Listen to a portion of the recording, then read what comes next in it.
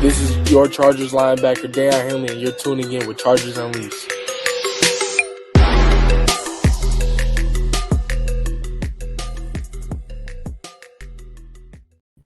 Welcome to another edition of Chargers Unleashed. Jake Hefner and Dan Wolkenstein here with you from the LAFB Network. If this is your first time tuning in the show, make sure to hit that like and subscribe button on YouTube. You can also follow us on Facebook, Twitter, Instagram, Spotify, and Apple Podcasts. Dan Wolkenstein, good morning. 8 o'clock in the morning on a Saturday.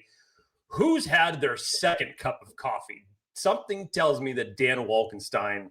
Still my first. Still your first. Okay. The way you've been sleeping lately, I thought you were going to be on number 2. Probably should be. Probably should be. What is everyone else drinking out there for your Saturday morning at 8 o'clock? Let us know in the chat. We have a lot to talk about because obviously free agent frenzy, they don't like the term legal tampering, Dan, but that window technically opens up on Monday. So we're just 2 mere days away from the kickoff to free agent frenzy, but the Chargers did not wait. Chargers said, fuck that. We're getting to work early. We're not waiting for the market to be set by anybody. And they went ahead and they got started, and they got started in a very, very big way, which the move that they made yesterday with Tyler Biadasz obviously is going to open up a lot of different avenues for them with their remaining cap space because they still have a lot left from the deal that they made yesterday. We're going to get into all of it, as well as talking about any free agent questions that you guys have and potential free agent moves that the Chargers could be making here in the next couple of days. So really excited about this one. Really excited to get your guys' thoughts. Dan Wolkenstein, I know you got your cup of joe. Initial thoughts. Are you awake? Did you get some sleep last night? I know yours and mine have, as far as sleep schedules goes, have been absolutely terrible. I'm great. Honestly, I woke up energized. I woke up ready to rock. I got like the best sleep I've gotten in a while, actually. I'm ready to roll, man. And I got my nice cup of Joe Hortiz got a center, baby.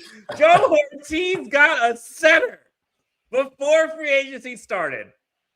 Folks in the chat, let me know how you are feeling about this. Jake got a question in here asking what is up with the coffee that I'm got going on here. They pull this up. G Diaz 56. Okay, it is strictly a coffee with cold foam on top. A little bit of cinnamon. That's it. I highly recommend. Those of you who don't know, Dan tries to really channel his inner barista when he makes his cup of joe. Coming to a city near you. He takes pride in it. I do. Lots to discuss, as Jake mentioned. Tyler Biadasz, your newest Los Angeles Chargers center, protecting Justin Herbert. Another Tyler. 3 years, $30 million. We'll see what it looks like per year on a cap perspective. But they go into free agency with arguably the most important position needing to be filled. And now with a little over $90 million in cap space still. Second most in the NFL now that Max Crosby is no longer in the AFC West, which good riddance. Thank you. Honestly, Max Crosby is incredible. But I'm very happy he is not in the AFC West anymore. Max Crosby in the Jesse Minter defense. Oh, I know. Good Lord. You still have to see him next year, though, Dan. You still have to see him next year. Just not twice. Not twice. Once, not twice. Yes. So, lots to discuss today. We'll go over the free agency to come. Who are some of the guys that folks want in this Chargers team this year? We'll get our opinions as well. Q&A, 30 questions that folks have in the chat. Feel free to put them in. If you have not done so already, do us a favor. Phone a friend, tell a friend. Subscribe to Chargers Unleashed. Hit the like and subscribe button. Leave a voicemail. Leave a comment. Let's go have some fun. But Jake, I think we got to start off first, most importantly, with how you're doing and how the little one's doing. And then after that, when the news broke, tell us what your thoughts were initially. The little one is doing great. Thank you. Appreciate it. If anybody's wondering... Wait, how's your baby doing? Jesus, Dan.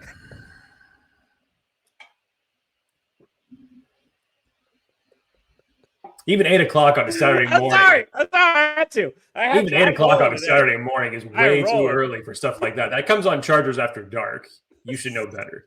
You should know better. Up with his energy drink. Anyways, Salem is doing fantastic.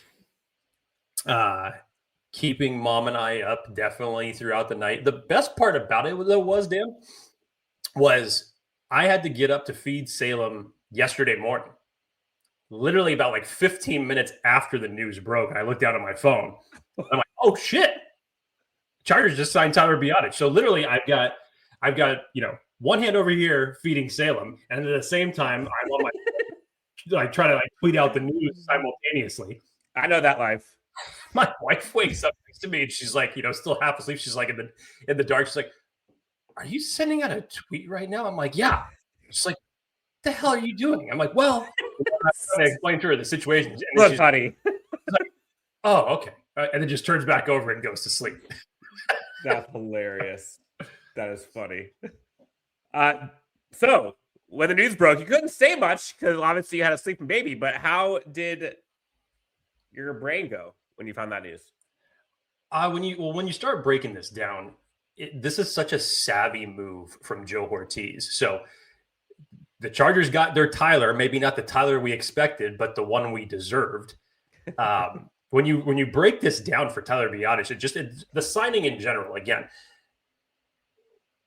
the fact that you got out ahead of this before free agency started, before you let Tyler Linderbaum reset the market, which may set the pace for Connor McGovern and the other free agent centers that are going to be available out there. Doing this now so it doesn't count against the comp pick formula. Doing it at a reasonable deal, 3 years, $30 million. We don't know all of the details yet, but it could be anywhere from the 7 to 10 range as far as what it's going to mean against the Chargers salary cap for this season. So they could still have roughly between 90 and say 92 million to spend for this upcoming free agency period. There's so many ways that this was such a smart move for Joe Hortiz to do this. And again, when you look at the teams now that are really pursuing center, Chicago Bears, Detroit Lions are in on the offensive line market. The Raiders are in on the Tyler Linderbaum sweepstakes. Baltimore Ravens themselves trying to bring Tyler Linderbaum back. Like, there was going to be a market for free agent centers. Yes. And when the Chargers brought in Tyler Biadasz, what was it? Yeah, Thursday. They didn't let him leave the building without a contract. And he'd already met with Chicago at that point in time, who really needed a center up until that point. So you have to tip your hat off to Joe Hortiz. Just the timing of this could not be any better. One of the biggest offseason priorities that you knew you had to fix. And now you can go into this upcoming draft and essentially put center on the back burner until day 3, draft one of the developmental, technically not developmental, but one of the younger center prospects that I think is actually a pretty good class. But you have your heir apparent that you could develop for the future out of that, Dan. So I think this was such a brilliant move by Joe Hortiz and company to get this done when they got it done. Yeah, and I don't want to be the guy that says, I told you so. I feel like I need to a little bit. From the jump, folks who know the show, who have been tuning in, have heard me say, I just don't know if this is the position you want to reset the market at for a player who isn't a bona fide superstar, lock, surefire number one in the position. $24 million is a lot of money. And to set the stage again for kind of what this Chargers team was needing to do, obviously, this Chargers team needed to improve the center position. Obviously, you guys have all seen the statistics. We don't have to go through that anymore. Like 40th out of 32. How is that even possible? Was their ranking last year at the center position? Now, do you fix it by going 40th to 1st and pay $25 million? Is that necessary? Is that overkill? Is that too much? Can you have too much of a good thing? Who knows? Is it smart roster building? I would argue no.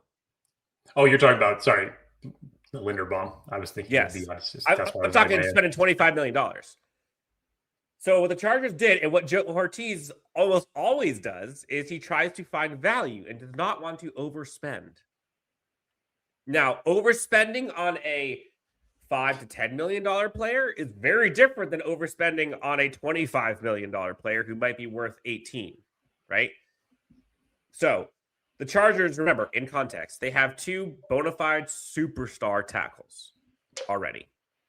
Cornerstone of the offensive line. They have a superstar quarterback. They got a ton of offensive weapons, and they have an amazing offensive coordinator that will have at least for 1 year. They just got to get to average, was my opinion. Not just for the center position, but just the offensive line in general. If the offensive line could just be average, they're cooking. You bring in Joe Alt, you bring in Rashawn Slater compared to last year. They're already above average, regardless of who the interior is.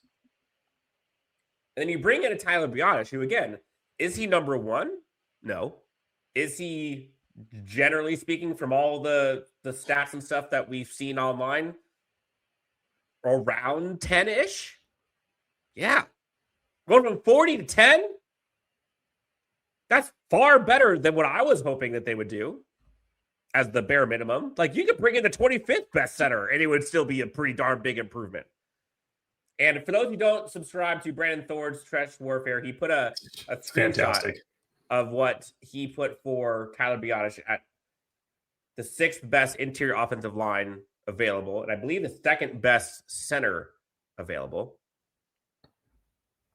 Should we just read this off? I think this is probably helpful for Chargers fans. Give it a summation. Go ahead. He put Tyler Biadasz at 28. Somewhat surprising release by Washington before free agency open, placing a firmly above average center on the market. Again, firmly above average center. Delivered the most complete season of his career in 2024, earned third-team All-Pro honors. While his 2025 campaign did not quite match that level, he remained a clear plus starter. Okay, so context. Again, remember, he wasn't an All-Pro last year, but he was darn good, is what he's saying here. So he's one of the better move blockers at the position, consistently intersecting targets with precise angles, timing, leverage on climbs, and second-level fits. In pass protection, he has developed into a scrappy, technically sound presence who protects his frame well and can anchor efficiently despite average physical traits. The ceiling is not elite, meaning he's not going to be number one because of his size and athletic limitations, but his polish and reliability create one of the higher floors among available centers. Is that not like exactly what this Chargers team was needing? Raise the floor from 40 to 15? Hello. And not spend $25 million? That sounds wonderful. And so what you're getting is, not only are you getting cap relief to go spend money elsewhere, whether that's to bring in Zion Johnson, whether that's to bring back Owe or Khalil Mack, or bring in a big game hunting type player, right? But it also gives you freedom going into free agency where you're not strapped in a bidding war. You're not pressed to have to go in and overspend. They got their guy. And again, with having Mike McDaniel as your offensive coordinator, is the equivalent, generally speaking, of what Jesse Mitchell did on defense, where he raises the floor, raises the bar of all of his players. I think Biadasz is going to ball out with this scheme. And could this mean that they now have more money to go get Zion Johnson back, who is tailor-made for a Mike McDaniel offense? I think this is brilliant. And I'm so glad that the Chargers did it this way, because it's smart business. It's smart. Everyone wants the flashy star, right? But like, how often do those actually pan out from other teams coming in? And secondly, that's a shit ton of risk, man. That's a lot of risk for a team that is ready to win right now. Like, they have to, the timing is now. So I was all about it. I just sat back. I had my coffee in my hand. I was chilling. I was like, yes. Thank you, Joe Hortiz. Welcome, Tyler Biadasz. Enjoy the time here in 75-degree weather, SoCal. You'll love it. Yeah, very savvy move from Joe Hortiz. It takes care of everything as it relates to the center position before the free agency begins. And again, Dan basically just wrapped that up as better than I could. I don't have really anything to add to that, but just to say, are you done adding it at this position? Whether it's at center or offensive line, obviously not. You still have 2 gaps to fill in your offensive line. But for the center position, now it just gives you that flexibility to build more depth behind it. And that'll be what the draft will be for. You just don't have to prioritize it as early as some people may have thought. So a couple questions here in the chat. Let's get to these real fast. Super chats already. Thank you guys so much. Mr. Chow Chow X, love the name, is coming up next. But first, Spicoli 420, bong hits for everyone, I'm assuming. $5 donation. Is Badass really a top 10 center? Maybe we'll put that on a t-shirt. I don't know. I think he's close.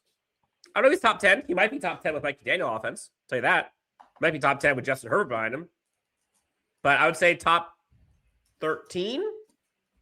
I'm pretty confident in saying. What say you? I'd put him in the top 10, honestly. When you look at the market for what it is right now, even if you're talking about just like outside of the biggest name free agents, again, you're not really going, put it to 10 to 15. Like Dan said, you're not looking for the top. You don't have to get the top out of this position. At least some people were looking for the top. Yes, which I understand. I understand why the connections made sense. And again, I was all for the possibility of paying Linderbaum if it made sense. But I mean, now it's like every single day you started to see like, oh, well, the market could be 20 million. Oh, it could be 22 million. Now it could be 25 million.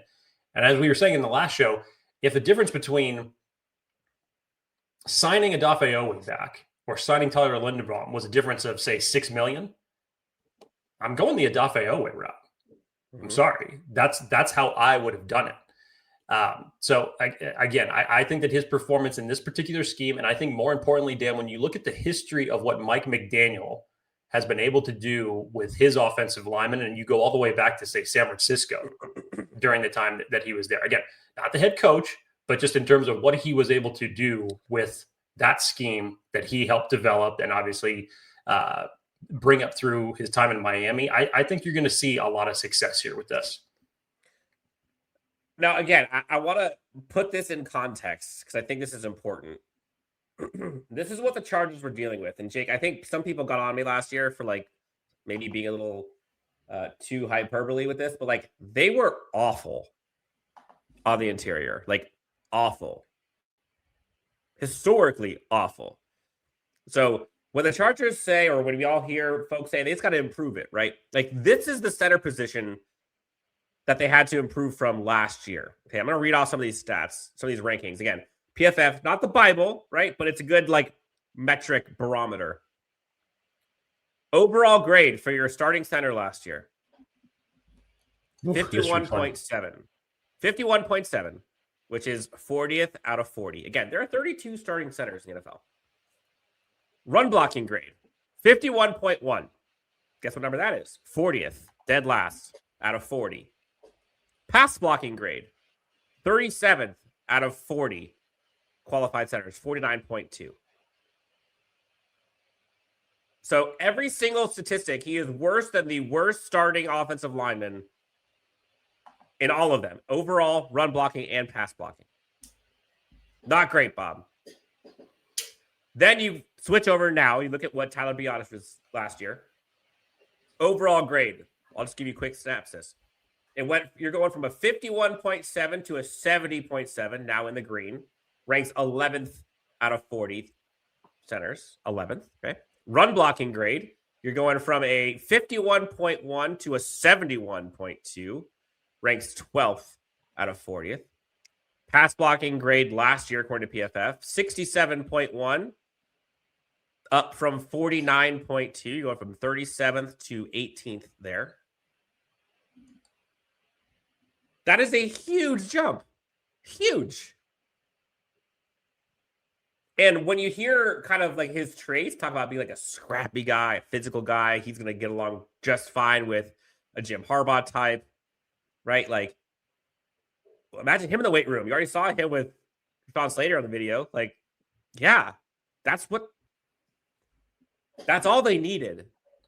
Sure, they can go luxury and go crazy, but like, is it worth the extra $15 million to go from, a 71.5 grade to a 74.5 grade?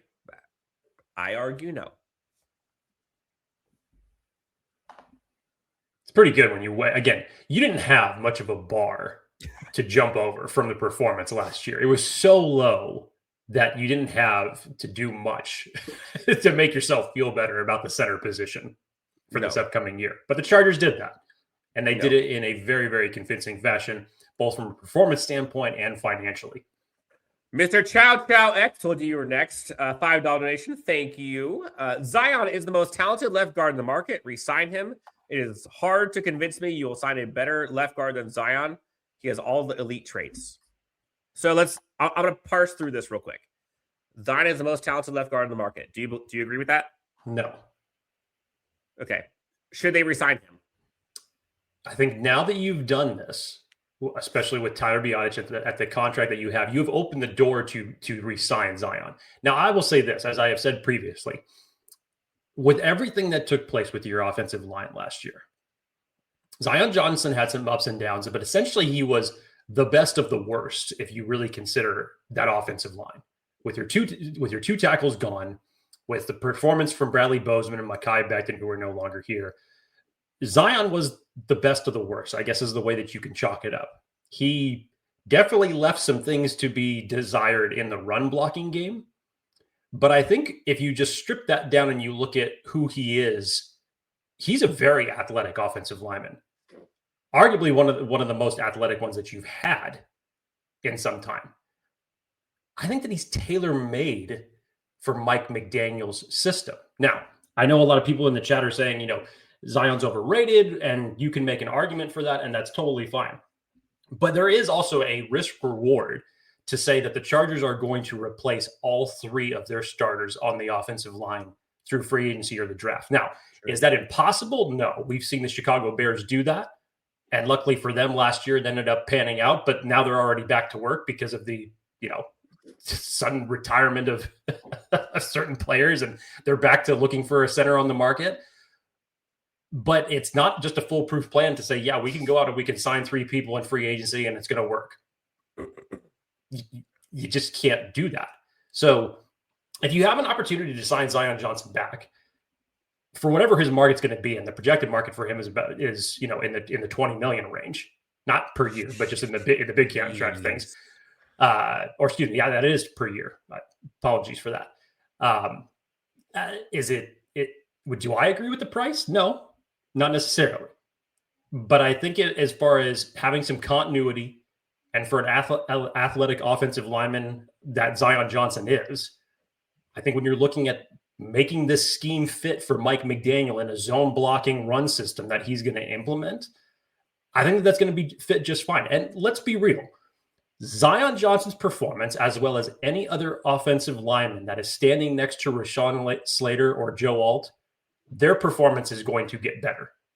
And Zion Johnson was standing next to the likes of Trevor Penning and Austin Deculus last year. And then Bradley Bozeman was to his right. Just saying. I'm torn here. And I might get flamed for this. I don't know. GDS56. In Butch Berry, we trust. Okay, that's one element, right? Like, your offensive line coach should be improving your offensive line play. In Butch Berry, please. I think two things can be true.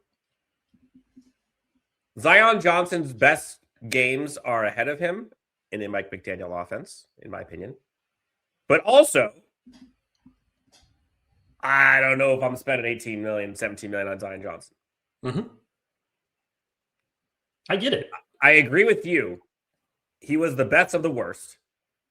And there some people have some really good takes in here. I saw one that I was like, yes, about them targeting everybody else because they were all worse than him. But there you go. Daniel Bridges, great comment. Zion wasn't targeted as much because of how bad our offensive line was. So left him alone because they were easier fish to fry. He had a good year because he wasn't attacked. I kind of agree.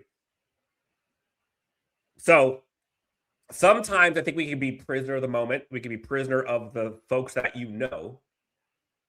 So in context, when that super chat came in and said that he is the most talented guard in the market, based on what? If we're talking purely traits, maybe. But if we're talking play, he's not. He says, it's hard to convince me that you'll find a better left guard than Zion, who has all the elite traits. Again, I agree that the best game is ahead of him, and he has the traits to be very successful in a Mike McDaniel offense. Is it worth spending the premium on a projection? I argue no. And so just for reference, okay, the things that he had going with him this past year, he's young. He's playing with a really bad offensive line, so he's looking the best of them. But what does the best look like for Zion Johnson? Okay, so we're talking if he's elite, if he's good, I shouldn't say elite, if he's good, you would think he'd have somewhat good grades. Again, PFF is not the Bible.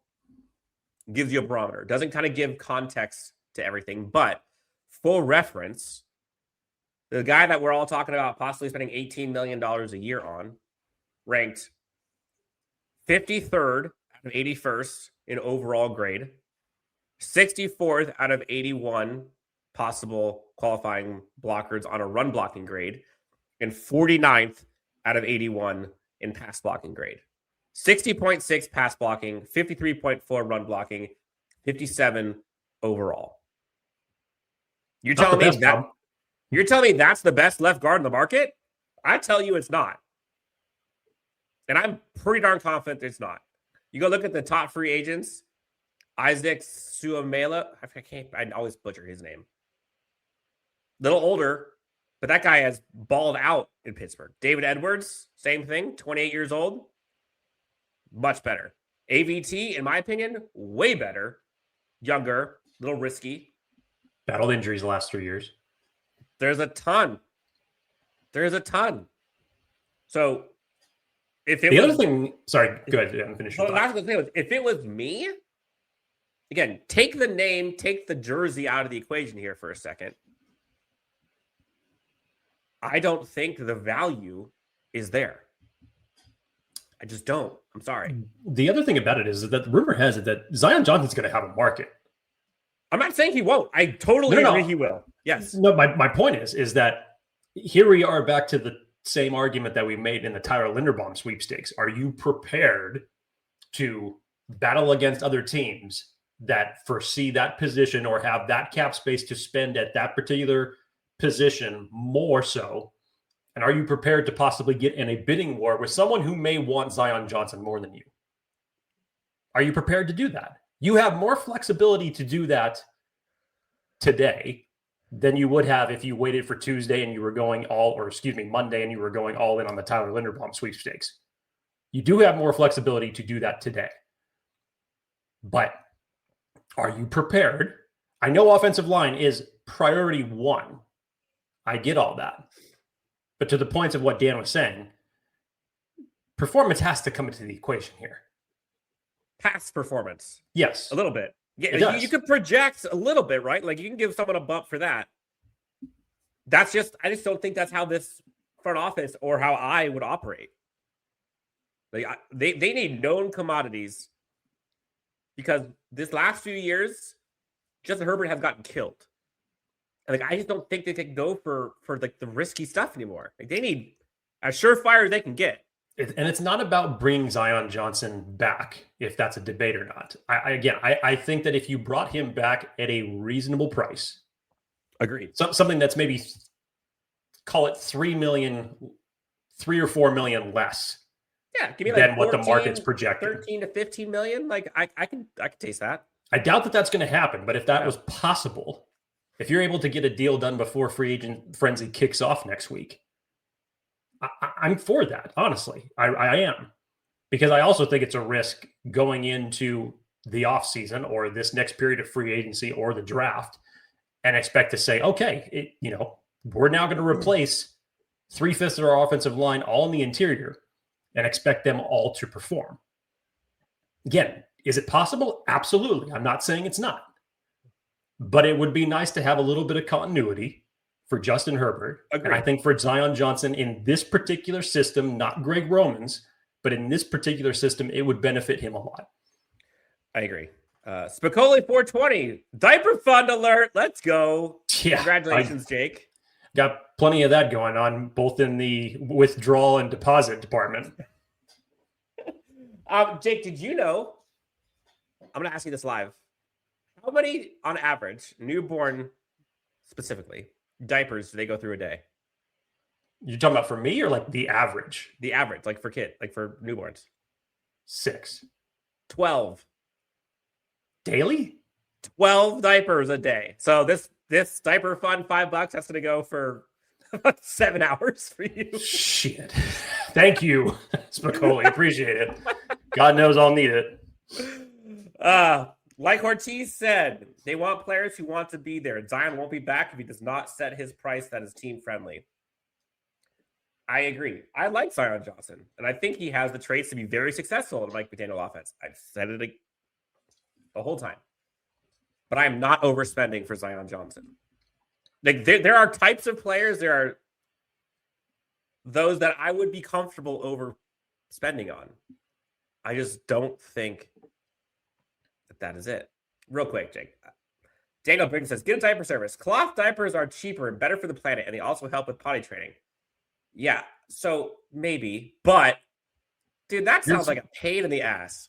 Yeah, you're farther down the road on that than I am, Wolkenstein. I can't give an opinion here.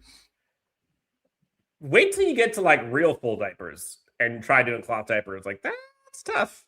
Sweet. That's not clean. That's not clean. Pappy 1973. Trust Hortiz and Harbaugh to get it right. Yeah, I agree. And so far, with what they did with Biadasz, I'm like, thank you. Thank you. Let's see. A lot of people are talking about, we got people talking tight. Is there anything else you want to talk about the Biadasz component? 3 things that I want to talk about on the offensive side of the ball before we switch to defense, because I know we have a lot to get to over there. Number 1, Alec Ingold being released by Miami yesterday. You can connect the dots very easily that should be something that Mike McDaniel and the Chargers are targeting to get a true fullback in there, which if that's the case, what does that mean for Scott Matlock's role? Essentially taking him out of the offense equation at least. Mm-hmm. But if you're able to bring in Alex Ingold and again, just add another piece to what made Mike McDaniel's running game so successful in Miami, I think that's a no-brainer for sure. The Jonnu Smith one, I know some people are a little bit indifferent in that, just talking about his performance in Pittsburgh, but goddamn, when he was in Miami, he crushed it. Mike McDaniel knew how to use that. And if you're telling me that you can create a 2 tight end set, even in a good tight end draft class that we have this year, but if you're able to, again, you got rid of Will Dissly, essentially Rondé Gatson is your only tight end on the roster as we speak. But I would love the possibility of pairing Jonnu Smith with Rondé Gatson. I think that would be a formidable one too. And talk about someone who knows to get the best out of Jonnu Smith. He had his best season under Mike McDaniel, no question. The last thing I want to talk about, Dan, the rumors that are flying out there in Twitter sphere about the Chargers being in the market for a possible A.J. Brown trade. No. And it's not just from the standpoint that I'm saying no to it. It doesn't make sense on a variety of levels, considering the fact that the Chargers have only 5 picks right now for draft compensation. And you're not going to be giving that away, along with additional money at that position, to where you have so many holes to build elsewhere. I understand probably just like the connecting of the dots and Justin Herbert and maybe what the outside perception of what the Chargers wide receiver core is, but I just don't see that happening. I'm not sure where that's coming from. I don't know how much, I'm not dispelling that who's ever, source XYZ is, but at the same time, I just don't understand. It's probably his agent. I just don't understand that at all. I understand the sentiment of wanting to pair Justin Herbert with a bona fide superstar X receiver. Like, I get that. But again, like, it flies in the face of all that of Joe Hortiz. Hell, and Jim Harbaugh for that matter. Like, are they going to spend the premium money on a receiver when they already have a pretty darn good wide receiver core? Like, could it be better? Sure. But Jake, you and I talked offline. Like you said it, that's a luxury signing. That would be a luxury pick, and you would be giving away precious assets for the NFL draft, and that just doesn't align. The Chargers don't have 10 picks to play around with. They have 5, and they have much bigger needs that they need to address. I do not see that happening at all. It seems irresponsible to pay that much money at wide receiver when we know like what crippled this Chargers team for far too long. And someone brought up a good point. If Zion Johnson goes and gets that bag, like comp pick formula, Joe Hortiz loves his comp picks. Yeah, like we'll take that. Yes, please. Yes, please. Jake, by the way, I saw a comment. This episode is brought to you by Huggies. Just kidding. It should be. If anybody wants advice from on diapers, talk to us or talk to Daniel Bridges. He's got a lot. Let's see. So, shall we get into? We've got about 20 minutes left here. Should we get into overall free agency? Who some of our guys are that we want to get into? We can talk about overall free agency. Any free agents that you guys would like to discuss as far as possibility to bring us in? I know we wanted to kind of switch gears to the defense right now, but we'll sprinkle these in just so we can make sure that we answer your guys' questions. Looks like a lot of people are saying no to AJ Brown. And I think it's probably coming mostly from the AJ Brown camp because it just racks up the price. And to me, like that screams Patriots all day long. Yeah. Okay. Let me see. Did I catch up? Is there anything else that I missed in this chat before we go on? Matthew Dahl says, "What's up, guys? Good morning." What's happening? Emilio says, "Draft for wide receiver in the 4th round." I'm getting to the day 3 wide receiver. Dan's getting there. Dan's getting there. We're getting close, Emilio. I got some names for you guys. If you go to what episode was that where I talked about briefly some of the guys? Yes, please. What, just 2 episodes ago? It was a 2? Yeah. Or last episode after we had kind of gone over what took place in the combine. It may be last. I don't know. Hugo Boss says, I would like Rashid Shaheed, a Super Bowl winning Seattle Seahawks. Return capabilities, and he's got the speed that Mike McDaniel likes. That would fit 2 gaps for the Chargers as far as what they need. You need better output from your return game, no doubt. And it'll actually give you a productive, say, wide receiver /5/6, however you want to kind of measure that in the equation of what it might be. Okay, so why don't we do this? Let's reverse engineer this. Folks, let's chat, but I'll ask you too, Jake. Most important positions that this Chargers team needs to improve now that center is kind of taken care of. What would those be? I mean, obviously, top 3. Obviously, it's guard. As of right now, there's 2 gaps in your offensive line that you don't have. You have to address that. But as I've been saying for weeks now, the Chargers are going to put a premium on the trenches, both offensively and defensively.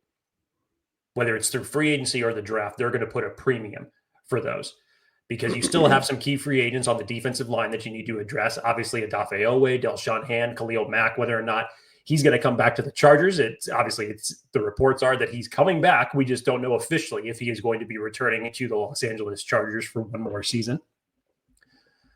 But everything is trench warfare as it relates to the Chargers for this upcoming free agency period. And obviously, as it relates to the first 2 rounds of the draft, they'll be putting high priority on the trenches for sure. All right. I agree. $5 donation by Charles. I feel like KLS is being overlooked and underthought of with this new system. Yeah. Love it. Absolutely love it. If you go back to KLS in college for what he did best, that's perfect for what Mike McDaniel would like him to do. He had the Jalen Waddle archetype. I'm not saying it's Jalen Waddle, but that's his style. The brief moments that he had throughout this season are the glimpses that we got during training camp that you thought to yourself, like, okay, this is going to be now your downfield threat, your speed option for Justin Herbert, because he was lighting it up in training camp. I think you're going to get the best out of KLS in a Mike McDaniel system. I think he's tailor-made for that. Got about 15 minutes left here, Jay. We got 460 folks in the chat. This is insane. Welcome. Happy Saturday morning. honestly, this is one of the most fun times for the NFL season is these next like 4 or 5 days. So let's have some fun. Dom Wave, if I'm pronouncing that correctly, I apologize if I'm not. Obviously, guard, defensive tackle, edge, and corner. Yeah, so okay. So to answer the question, I would say edge, obviously, depending on what happens with Khalil Mack, Adafe Owe. Linebacker's a sneaky one. I can see them needing to go there. Corner, I disagree with. Guard, obviously. And then probably tight end might be one. So that brings back the Jonnu Smith stuff. So let's do it. Let's get to it. So for the edge position, right? Again, let's try not to be prisoner of the folks on the jersey currently. There's a bunch of edge guys that are out there. Which ones we would actually be interested in, I'm not quite sure. But let's just kind of go through these real quick, Jake. Edge defenders who are out there. Trey Hendrickson. That's going to be a shit ton of money for a player who's over 30. You in? No. Adafe Owe, clearly we're in for that. But then after that, there are a bunch of names here, right? Jalen Phillips. I like Jalen Phillips. Boye Mafe. I like Boye Mafe. Khalil Mack, obviously. I do like Draymond Jones, former Tennessee Titan. He went to, where did he go? The Ravens last year? Yes, he went to the Ravens last year. I can totally see him coming here for sure. There's Bradley Chubb. There's Cameron Jordan. There's Brandon Graham. There's a bunch of dudes here. So again, like if you're going big game hunting, right? And you, let's say you strike out on Adafe Owe, which would be one of those. There's a lot of names there that I think you can get. And just think value. When you think of Joe Hortiz and you think of the draft, think value. Are there any of those names that stand out if it's not Owe and it's not Mac? If it's not Owe or it's not Mac, I like the Jalen Phillips idea because, again, you talk about familiarity and Mike McDaniel's system. I know, obviously, I know it's opposite side of the ball, but again, a player that he was familiar with during his time there. I like the Boye Mafe idea of that. I think that he would be a good fit as far as, you know, a pass rusher that you can combine with Thule that has some juice. But it is a deep edge class. But again, if you strike out on bringing back Khalil Mack, read that. Yes, that's what I was getting to. If you strike out and bringing back Khalil Mack and Adafe Owe, first of all, I don't see them bringing back Bud Dupree. So essentially, Thule is on an island as it relates to your 4 starters at edge in that circumstance, and that's a lot of ground that you have to cover. So the whole Rashawn Gary thing, obviously, yes. Would I be in on it? 100%. Is he released? Is he not? Are they trying to trade him? We don't know because he deleted an Instagram post. People said it was hacked. So we'll see what it means. But at this point in time, when you get to free agency, when there's enough smoke, it usually leads to be. They're trying to find someone to trade for him. Otherwise, he's going to get released. Yes. So if that ends up coming to fruition, then 100% you be on the Rashawn Gary situation. Harbaugh would absolutely love that because he loves bringing people over, especially from the defensive side of the ball. But yeah, those would be some names that I would be in on for sure as it relates to the edge. Yeah. Again, I like Draymond Jones a lot. Jalen Phillips would be a little bit pricier, but there's some other names here, right? Kwity Paye, Dante Fowler, Caleb Chason. Maybe go the trade market. Who knows? Again, they have a lot of positions to fill, both top end roster, but also like the depth, the underbelly. So don't just look at the best guys. Look at the ones who can fill out the depth of the roster, the ones you can get value from a depth perspective, but also get 200-300 snaps out of it as well. Let's say we talk about edge position, linebacker. Anybody there? Linebacker, I don't think that you're going to be a player in the free agent linebacker class, regardless of what happens with Denzel Perryman, because he's a free agent this year. You don't know if you bring him back. But man, oh man, is this linebacker class in the draft really fucking good. It's really good. And if you're looking for someone who's going to be able to do the similar things that Denzel Perryman did, man, do you have options? Do you have options? One of my favorites, well, I mean, go ahead. But one of my favorites is Missouri's Josiah Trotter. I think as far as just a downhill hammer against a run, that is someone who could fill that void for sure. Terrain York out of Texas A&M, I think he does some of the similar things in that regard. Dan, from your alma mater, Kayshawn Elliott, it is a very solid linebacker class, and you're not in as deep of trouble as you could be with edge, saying losing certain players at certain positions. You still have obviously, just the nucleus of everybody there, but you're still waiting to see things as it relates to Junior Colson. I know that that's just up in the air question mark as it is right now, and that's a risk. I don't think that you're necessarily going to have him be in a starter role, but having him be in a position to where he could gradually get there, given everything that he's gone through over the last 2 years, but you need something else. And I think that personally, as it relates to when you look at what you need to fill for free agency, and then as deep as the linebacker class is for this upcoming draft, I think you go draft to fill the linebacker void. And remember, you only have 5 picks right now. So are they going to make a move to get more picks? We'll see. Troy Dye, Junior Colson, Deion Henley, possibly Denzel Perryman. Like, they're going to have to do something if they don't bring all of those guys back, which it's hard to do. Jalen Phillips, Rashawn Gary, Trey Hendrickson are all better than Odafe Owe. I don't know if that's true or not, but again, like if you're talking money, Odafe Owe is going to get 20 plus, like easy. So are you willing to spend that on him? And if so, is there anybody else you'd spend it on if you had to choose? Like, that's the question. Real quick, Marlo Wax will be interesting this year too. Good question. Good point, yes. Charles. Good point. And Delshon Phillips, potentially, if they bring him back. I think he deserves a shot too. Hang on. Let me address this one real quick. Nothing to do with Odafe Owe having 0 sacks as a Ravens starter in 8 games and being a backup with the Chargers. 2024, Odafe Owe had 10 sacks with the Baltimore Ravens. The first 5 games this year, yes, he did not have any sacks with the Baltimore Ravens. But tell me this, because if you remember, the reason that trade was made was because Khalil Mack went down with an injury for 4 weeks. IR. And that pass rush, aside from Thule, was essentially nothing until Odafe Owe showed up. And the key to making a Jesse Minter defense run is through 3 pass rushers. Great thing is Chris O'Leary knows this all too well, given the fact that he's learned under Jesse Minter. He spent a lot of time with him during the college ranks. For the fact that you get Odafe Owe to come in and produce, regardless of what the fact that he didn't do in the first quarter of the year with the Baltimore Ravens, that tells you something. It's not just the player. It's also the scheme. It's also the coaching that goes along with it.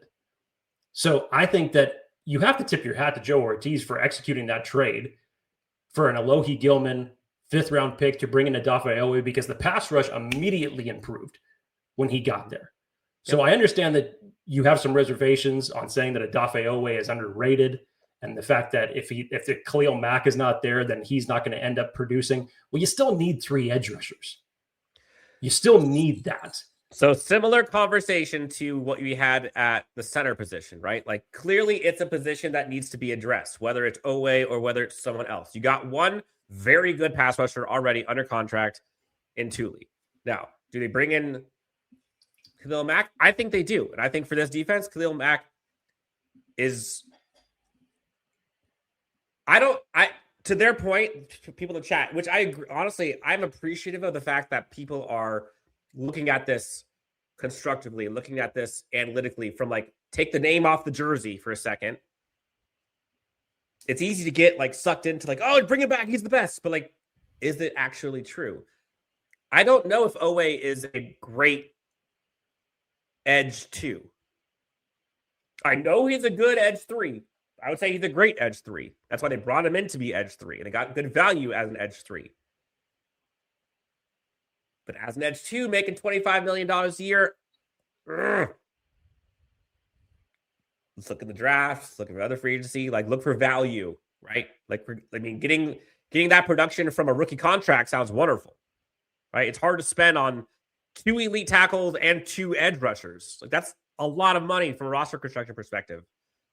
So, again, like, I think it's interesting, but also great perspective to just look at the larger landscape, right? There's so many ways to create this puzzle and to fill it out.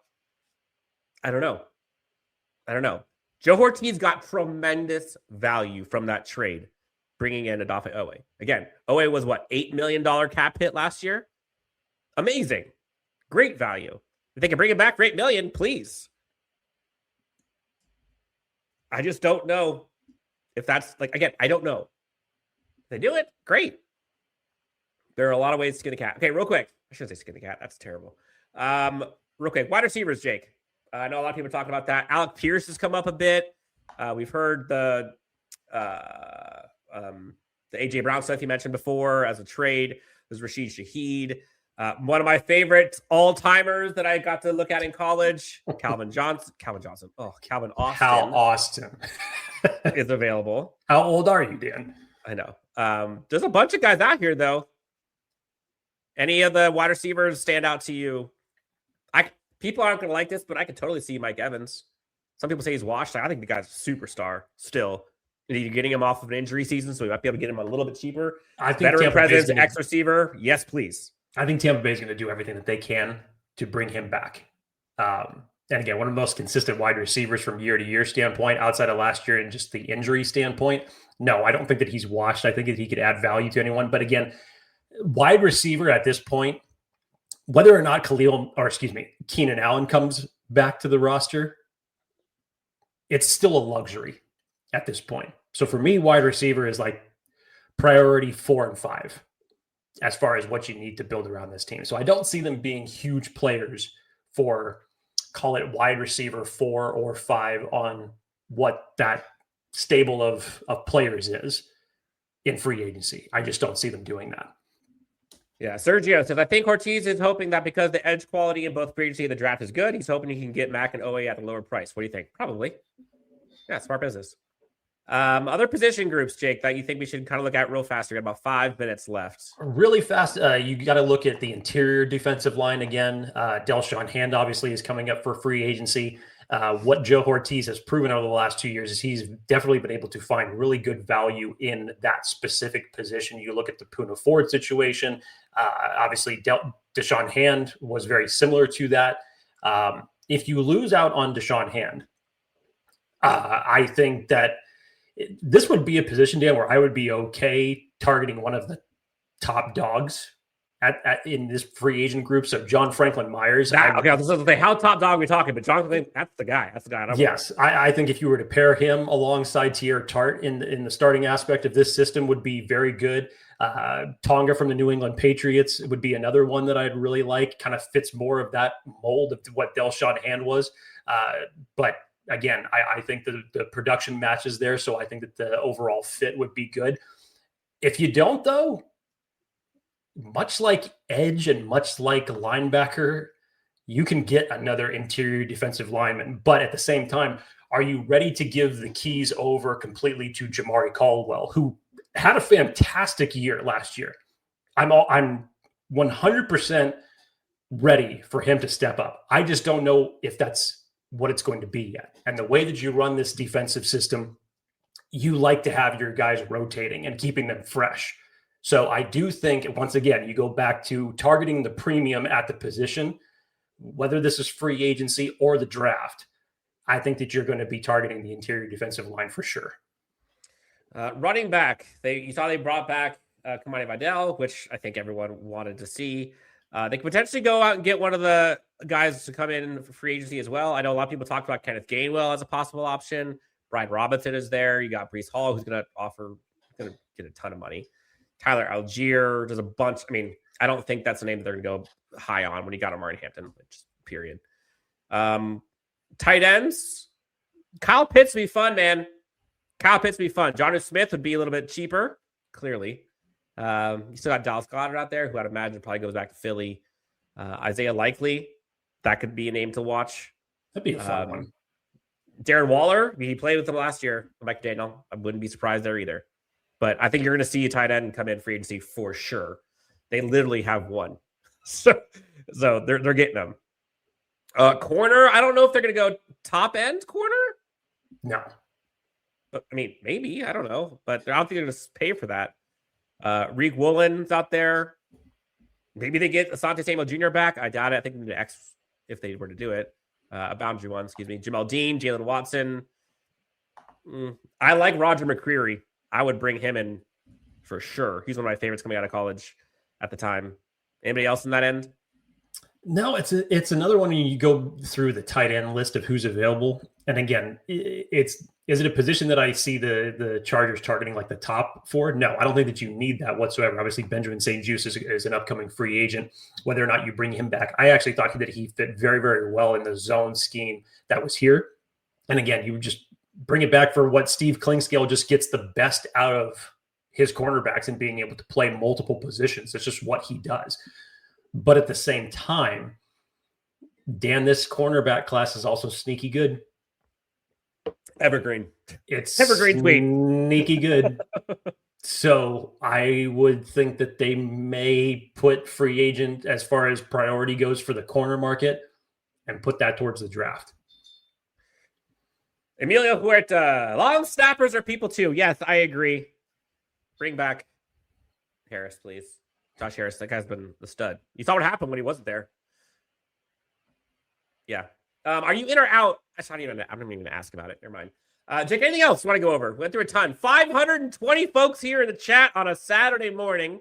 My coffee is now completely gone, which means Dan Wolkenstein is now wired, which means you should have finished that before the show.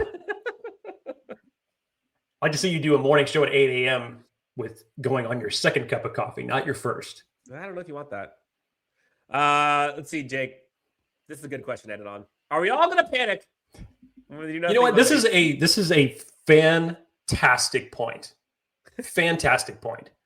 How many times? And again, I'm not saying that it is wrong by any means for anybody to not get excited for free agency, because this time of year, between this time and the draft, is some of the most exciting conversations that we have as it relates to the Chargers or football in general. This might be the year where you see something. I just don't. Maybe you see it bounce. You see the top end. I just don't. This might be the year that you see something. I'm not trying to make false expectations or get anyone's hopes up, because I'm totally on the same level as far as to say, hey, tone it down. You know the Chargers' history. They're never big players on that first day in free agency. It always comes on day two, much like it has, whether it's Joe Hortiz or Tom Telesco. That's just always the way that it really played out. But this year, Dan, I think now, again, especially for the fact that you just handled one of your biggest free agent priorities on your roster, I think you might see something. I don't know what position it is. I have no inside information. But something tells me, kind of in the same vein of how much I have confidence that you're going to actually see the Chargers make a trade back come April, something's telling me that you're going to see something on Monday. Okay. Lots of money to spend, over $90 million. But yes, everyone's going to panic if they don't. That's just how it goes, the nature of the beast. Do I see them getting day one signings? Possibly. I don't think they're going to spend. I don't think you're going to see like the crazy top of the market spend. I just don't. But we'll see. We'll see. That's what's fun. But I do trust Joe Hortiz to get this right, because, damn it, he has been so far superior from what we've seen in the past that the fact that they got the center position done and didn't spend through the roof on that, they got value, just helps me sleep at night just fine. Yeah, so the free agent tampering window opens at 9 a.m. Pacific, 12 Eastern. Monday. Over or under 21 minutes before you see the Chargers fan base dropping the Joe Hortiz, do something, sign somebody. Under. What are you doing? Under. It'll be like within 3 minutes. It'll be before it even starts. What are we doing? Fire Joe Hortiz. Why is he hit? Yes. This was fun. Got a ton in here today. My caffeine is rolling. Jake, I think we're getting out of here. Anything else I want to tell the great friends before we pack up and get ready for free agency? Everyone, this week is going to be a lot of fun as it relates to both free agency and draft content. Dan and I will actually be recording a special show on Monday at 9 a.m., right when free agent tampering begins. So we've got a fun one in store for you. Obviously, we'll be just dissecting everything that the Chargers do this upcoming week. But be on the lookout for our episodes this week. We're looking forward to it. Again, we're getting in the nitty gritty as it relates to free agency and the draft. It's always personally my favorite time of the year outside of the regular season. But we got a lot of fun things that are coming up for all of you. So again, appreciate everyone who tuned in today, and for everyone who tunes in on a weekly basis. Appreciate all of you, especially in this live chat format. Dan, is it April 23rd yet? It's time. Let's go. No, it's March 7th. We get to see I don't care. It's April 23rd. For Jake, I'm Dan. That's Chargers Unleashed. Enjoy the weekend. We'll talk to you soon on next Chargers Unleashed.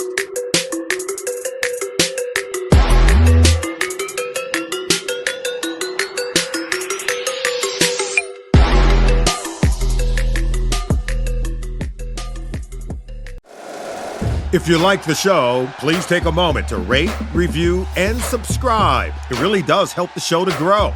Thank you for listening.